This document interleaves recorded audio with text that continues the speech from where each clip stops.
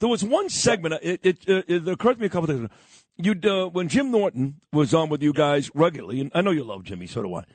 Sure. So it was when, my cousin is Norm Coleman. Norm Coleman, my first cousin, was the mayor of St. Paul, Minnesota, Anthony Cumia, for 8 years. And then he went on to become senator. He beat Paul Wellstone, who tragically died in a helicopter accident. So they inserted Walter Mondale. He beat Mondale. He became senator. But along the way, he eventually lost to Al Franken. And he also lost, and he also lost the gubernatorial race in Minnesota to one Jesse Ventura. And I'll never forget when Ventura and you guys, especially Norton, went at it on your show. That was some of the best radio I've ever heard. Oh, my God. Yeah, he really got on little Jimmy about not serving in the military, yet wanting to tell Jesse some things that were going on in the country. Apparently, if you hadn't served, and we love our veterans and men that serve here in the United States. But for some reason, Jesse couldn't get past that. And he just kept saying things like, well, Jimmy, thank you for your service. I can't believe a little troll like you is telling me about the government. I was in the government. I know. I went to Plum Island on my TV show and was denied entry. I was dying laughing. That's a great Jesse Ventura. I've never heard that one before.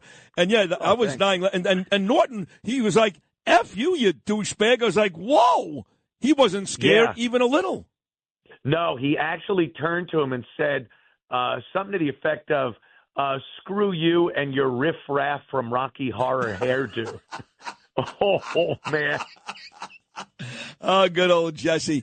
And, Jesse, he kind of went back and forth during his day with Trump. A lot of people don't know this, but in the late 1990s, when Donald Trump started to become serious about running for president, it didn't start, folks, when he came down the escalator in 2015. It started 25 years before that.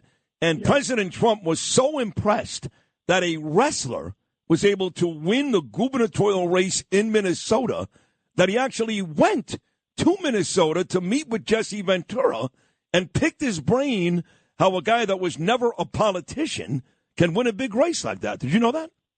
I did not know that. Yeah. He picked my brain, and there was nothing in there.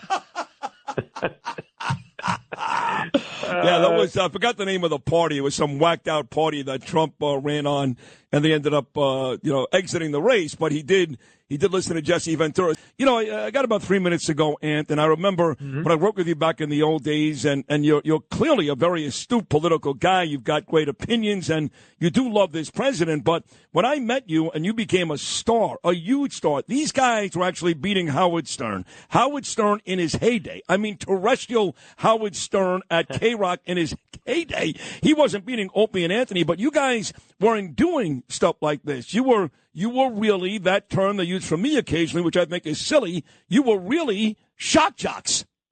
Shock jocks. Yeah. Hey, back in the day, it paid very well. I'm not going to make any excuses. It's absolutely who I was. I enjoyed the hell out of myself, Sid. You came through the studio a few times and saw the utter and complete debauchery that went on in that studio under the Opie and Anthony flag. So it was amazing, but I've always been interested in what's going on in this country, the direction that this country has taken. I've been outspoken. I've paid dearly for it in some circumstances, but I'm so excited now to be part of WABC talk radio. This is what I've been doing for the past 11 years since I've been off of terrestrial radio and satellite radio, and I couldn't be happier. We're going to have a lot of fun, and we're going to talk about the real things going on in this country in a real direct way like you do, Sid. Well, that means a lot coming from you. I'm thrilled that we have you. Selfishly, like I said, it does do a lot for me and this station to have a huge talent like Anthony Cumia, your name now on the roster. And this is going to become very, very annoying, and I apologize already now. Let's get this apology out of the way right now, Lou. I apologize. It's going to be very annoying, but I'm going to ask you this anyway. So if the great Ronald Reagan called into President Trump this morning with a critique, good or bad, of his performance last night, what would Ronald Reagan sound like this morning? Well, Donald Trump, let me tell you something. Your wife is a hell of a lot prettier than mine was. I loved Nancy, but she had a head like a Mardi Gras float. That's exactly what he would say. You nailed it. I think it's exact. I channel people from the great beyond. This is Can't Miss Stuff. That was really brilliant. 8 to 10 Sunday nights, the musical stylings of the genius that is Anthony Cumia comes to our radio station, and we're really excited, especially me. Anthony, great appearance as always. We'll all be listening on Sunday, and a hearty congratulations.